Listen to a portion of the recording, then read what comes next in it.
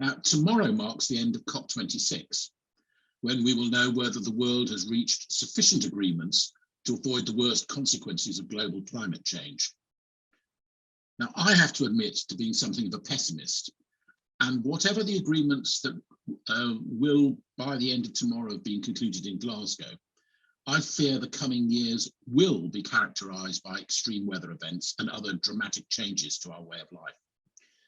It's perhaps appropriate, therefore, that I've been asked to talk about strategic risk and the challenges of a volatile and uncertain world. Now, I bring a British perspective, but much of what I'm going to say is applicable to other countries. And there are, of course, a series of global trends that are likely to impact directly or indirectly on all of us in the coming years. First and foremost is, of course, climate change. This is likely to lead to more extreme weather events, both in terms of frequency and extremity, both at home and abroad. Floods, droughts, storms, heat waves, and heavy rainfall will become more intense and more frequent. And this will mean that some parts of the world will become increasingly uninhabitable, driving huge movements of refugees and leading to shortages of food and water, with an impact on global supply chains and producing political instability that will spill over national borders. In any event, were that not to be happening, the world could expect increased competition for natural resources with greater supply insecurities. And that will particularly apply to rare earth minerals and all sorts of other things on which our modern technology relies. And this is all going to be happening in the context of a changing world order and rapid geopolitical change, with perhaps the US surrendering its preeminence, China becoming an increasingly dominant economic power, Russia using hybrid means to maximize its influence, and the future of the European Union becoming less certain. Now, we saw this play out earlier this year over COVID vaccines, with bitter rows within the EU, and with Russia, China, and at one stage, ironically, even India, magnanimously offering vaccine supplies to potential client nations around the world. So COVID vaccines, for a period, became part of China's Belt and Road Initiative, or are analogous to Russia's oil pipeline to Western Europe, and similarly, the same sort of process which is leading to global efforts to corner supplies of rare earth minerals, essential component of modern technology. So that's the context. 8 months ago, we had the Texas power failure, and that was an illustration of vulnerability in a modern, highly industrialized nation. It highlighted the failure to invest adequately in the maintenance of critical infrastructure.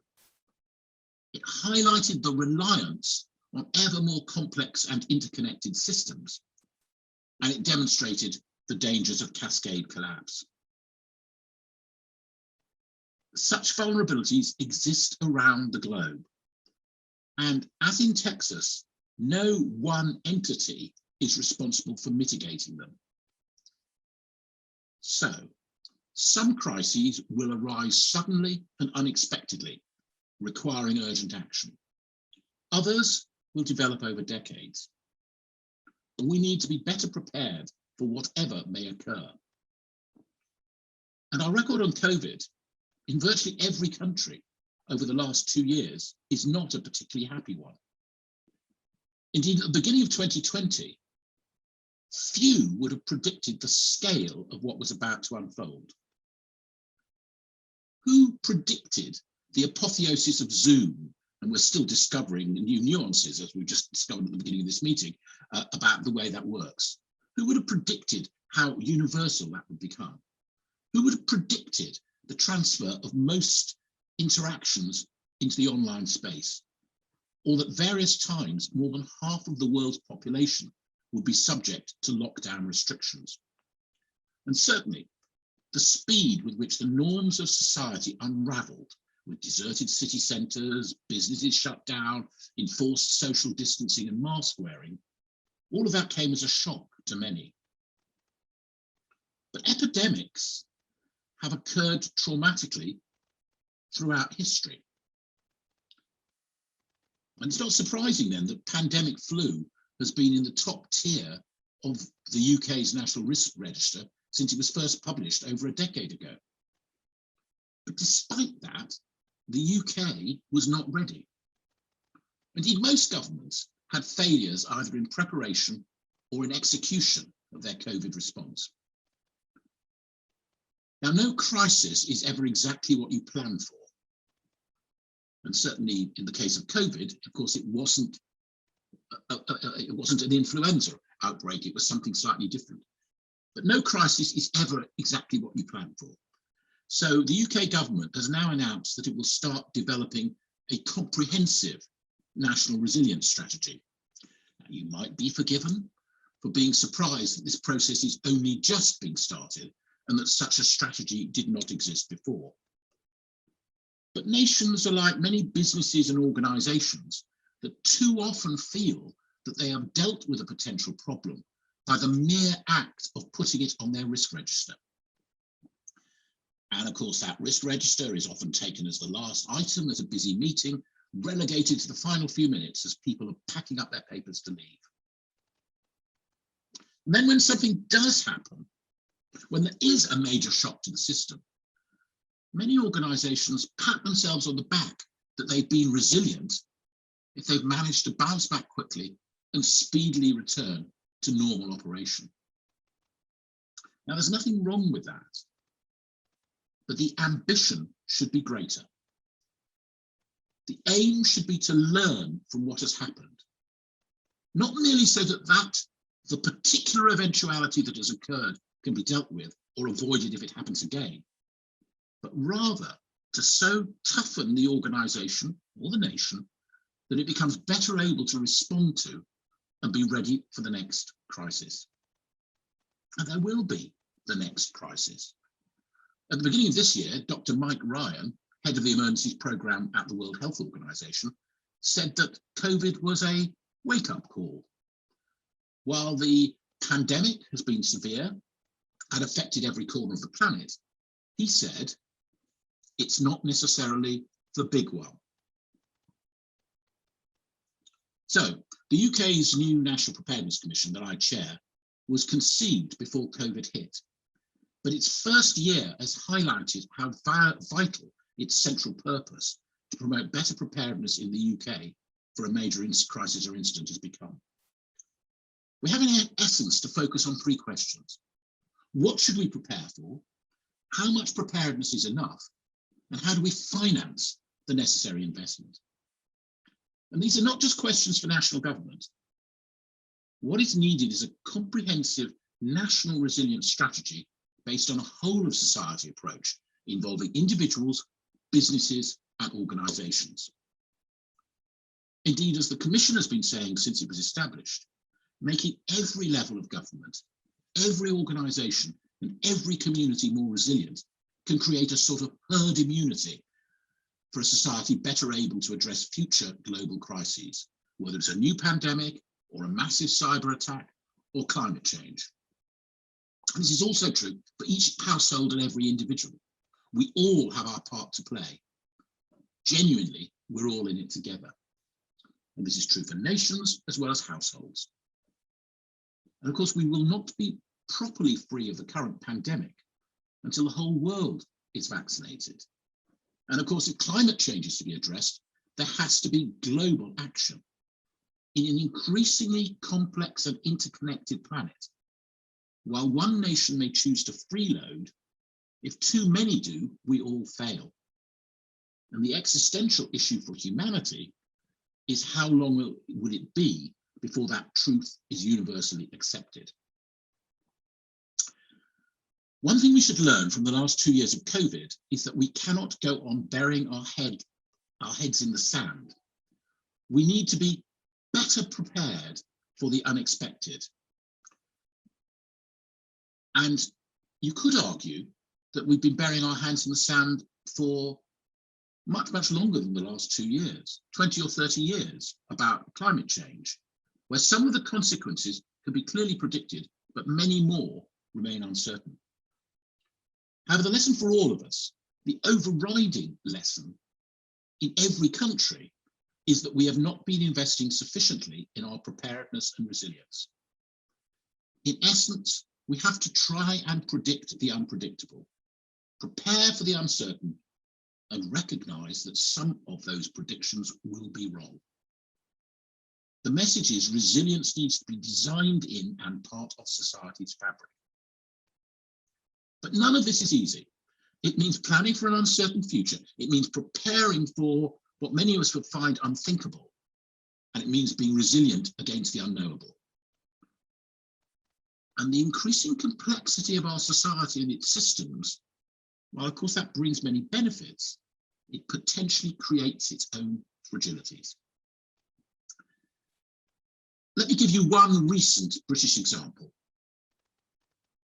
In 1654, on the 9th of August 2019, there was a simultaneous loss from our electricity grid of one gas generator and one offshore generator.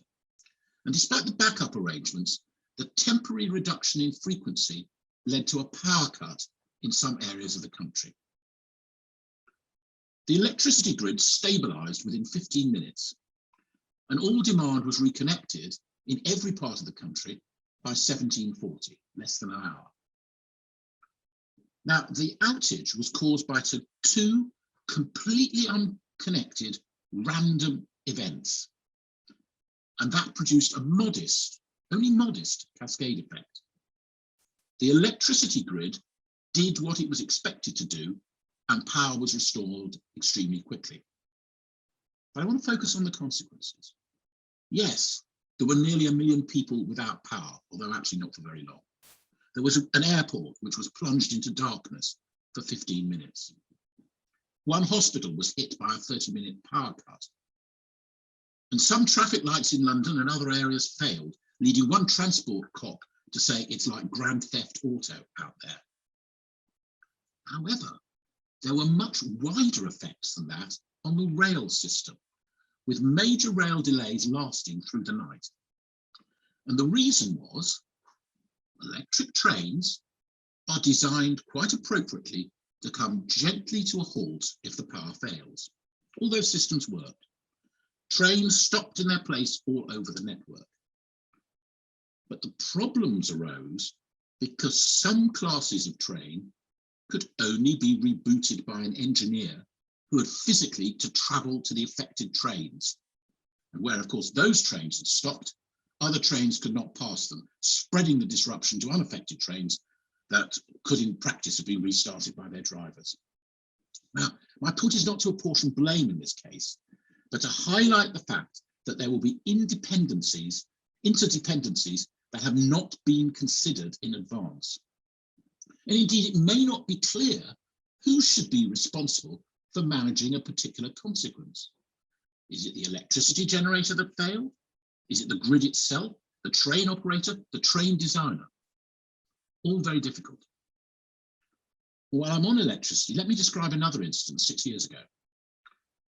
On the 5th of December 2015, Storm Desmond led the River Lune to flood. Now, this was described as a once-in-100 years event. Aren't they always?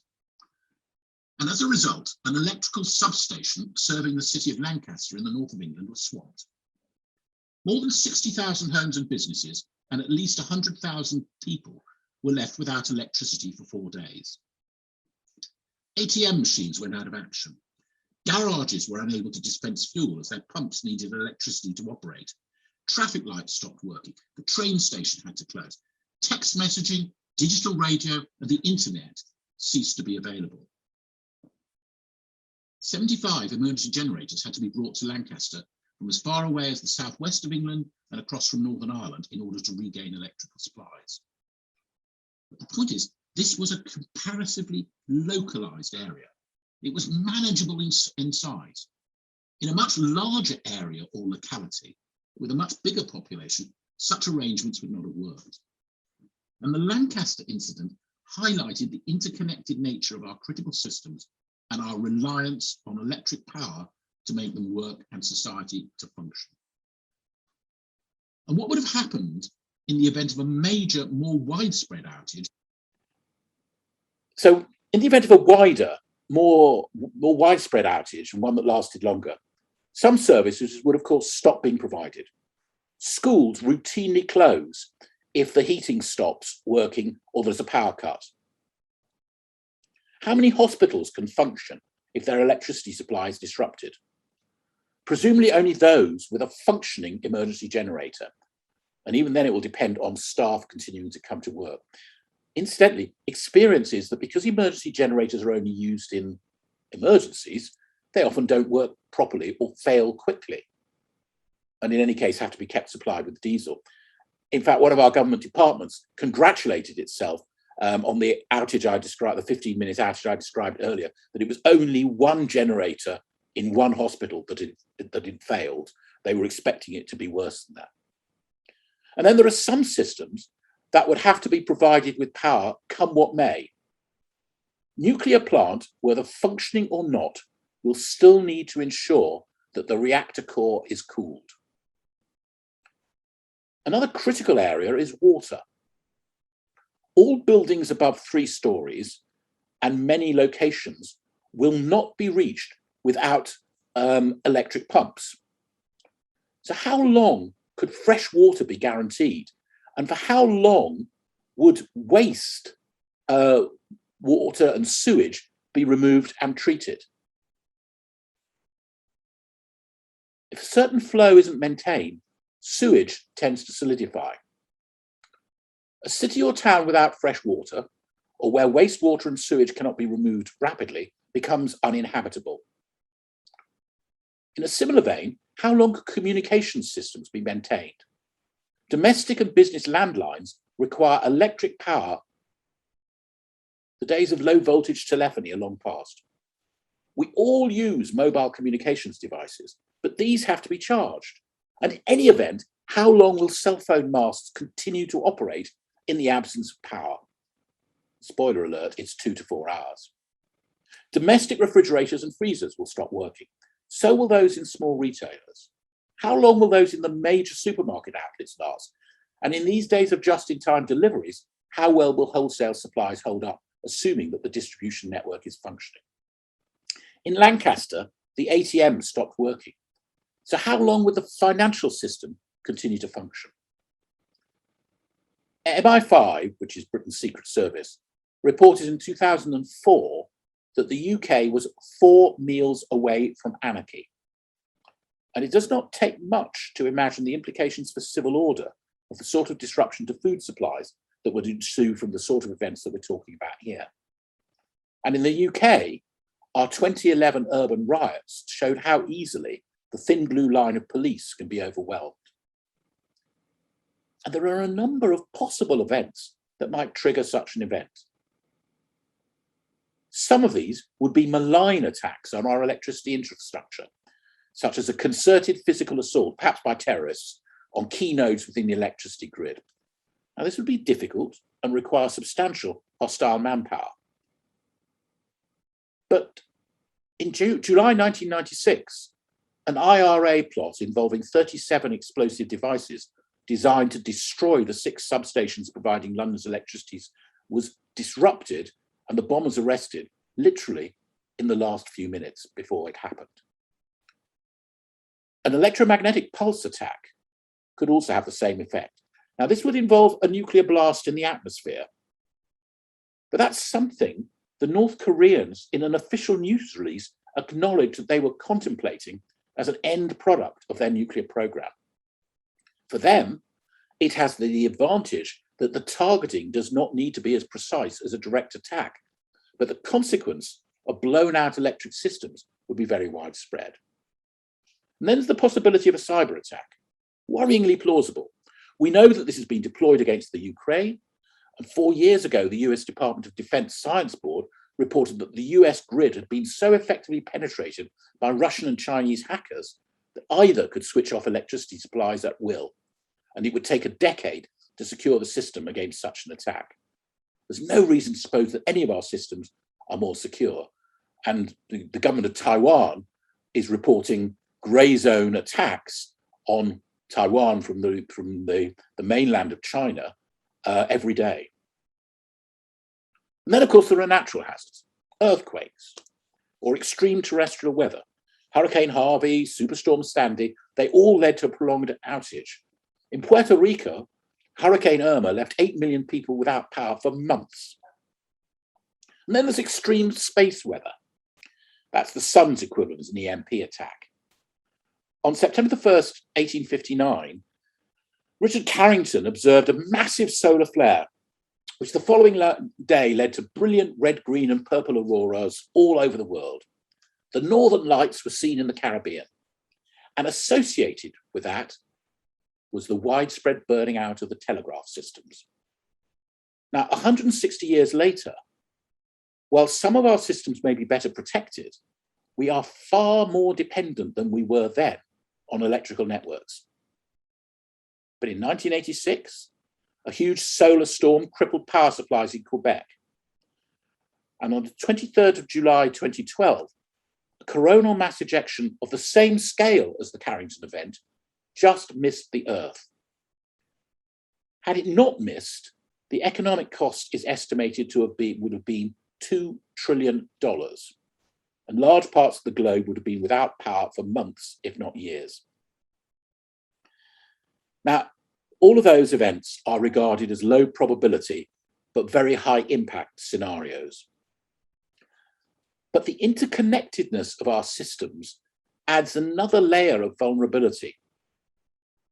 Complex, high engineered systems are not automatically more robust. Indeed, we're all familiar with Murphy's Law, which states, if it can go wrong, it will. So how plausible are these scenarios? Many may be individually remote or rare. They're like the floods in Lancaster, a once in 100 years event. Now, it's a long time since I was taught how to do these calculations, and it may be a little rusty.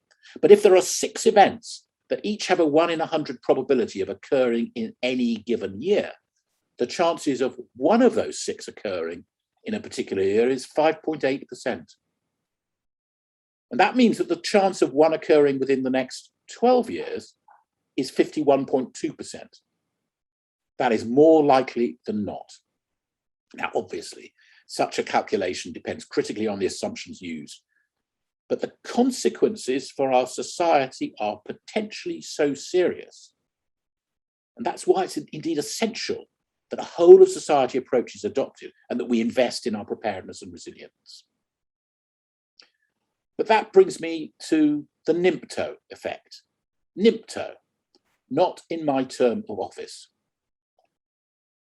Being properly prepared and resilient is expensive. Adopting a preparedness philosophy means parking our just-in-time approach in favor of just in case, and being ready to build in redundancy and avoid that interdependency. Now, that's a bad enough process in the public sector, but even more so in the corporate sector, particularly in a world with an increasing focus on annual returns and quarterly figures. Now, I am a recovering politician, so I know how difficult it is for our elected leaders to devote resources, by which I mean the public's tax contributions, to projects that do not come to fruition by the time of the next election, let alone the one after it, or build resilience that is probably invisible and may never be needed for an eventuality that may not happen. And it is usually impossible to improve that your actions have prevented something happening, particularly if that hypothetical event is at some indeterminate time in the future, and almost certainly long after your term of office is forgotten. That's why Mayor Kotaku Uemaro of Fudai in Japan is such a rare exception. In the 1970s and early 1980s, he was ridiculed for insisting on building floodgates and a huge 673-foot seawall at a cost of 3.56 billion yen. He was vindicated by the tsunami of 2011 that obliterated other nearby towns, but not Fudai. 3,000 residents owed their lives to his foresight, and many laid flowers on his grave in gratitude. So to be resilient and prepared, we need to scan the horizon. What's out there but not yet looming? Elijah's cloud no bigger than a man's hand. And where are Rumsfeld's unknown unknowns? So as I said earlier on, we must be prepared to expect the unexpected. It is, of course, a truism that generals always prepare to fight the last war rather than the one that is actually coming. Sir David Oman, the former UK security coordinator, recasts it in a slightly different way. He said, what we prepare for, we deter. So what we actually experience by way of events is, alas, what we have not prepared for. The reality is that our nations, our cities and communities, and our organizations have to have preparedness and resilience designed in. It has to be part of society's fabric. We have to be ready for catastrophic events. We have to be prepared for huge population movements as a result of famine or drought. We have to expect bloody conflicts about raw materials and energy supplies. We have to get used to supply chain disruptions. And we have to accept that our current way of life is not necessarily sustainable. And of course, being resilient and preparing for risks is not cost-free. But not preparing is worse. And the consequences for our populations, especially the most vulnerable, are severe. Or as John F. Kennedy put it, there are risks and costs to action, but they are far less than the long-range costs of comfortable inaction. Thank you.